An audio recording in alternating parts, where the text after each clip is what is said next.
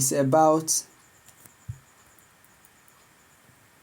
the resultant force applied to an object moving with a velocity v in a straight line. So if you look at that, so let's zoom in so that you can have a better view. Now, question 2AI1 state two different changes to the motion that the resultant force may produce or cause.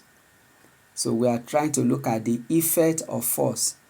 For you to be able to answer this one, think about the definition of a force.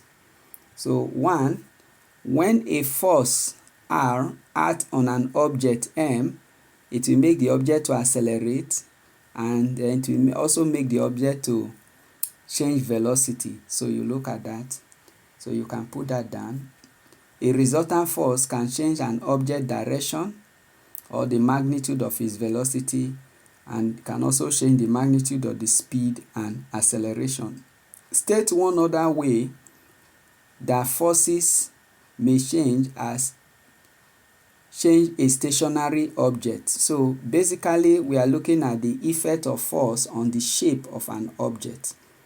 So a force may also change an object size or shape. If you look at spring, if you apply tensional force, the spring become longer, and if you apply compressional force, the spring becomes shorter.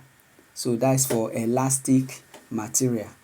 Now describe how a uniform meter rule, a pivot, and a selection of masses can be used to demonstrate that there is no resultant moment on an object in equilibrium. You may include a label diagram in your answer. So this question here basically wants you to explain balancing a meter rule. So let's look at this, balancing a meter rule. So to do this, what do? You can draw that. So we have a uniform meter rule, 100 cm, balance at the center of gravity. Then you apply different masses.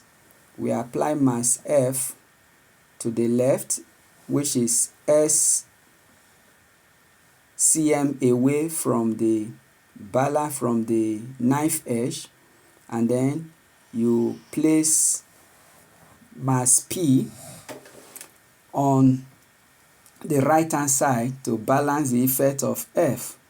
So how are you supposed to present your description? So equilibrium demonstration, place the center of the meter rule on the pivot, that is this pivot, because the center of gravity acts at the center of the meter rule, which is at the 50 cm. Then next, add a mass on one side and then a different mass on the other side until the ruler is balanced. Then measure the distance of each mass from the pivot. The moment is equal to the force multiplied by the perpendicular distance. And then the demonstration is successful when the sum of the clockwise moment is equal to the sum of the anticlockwise moments. So for each of this one, you have 1 mark. So that is the 7 mark for question 2.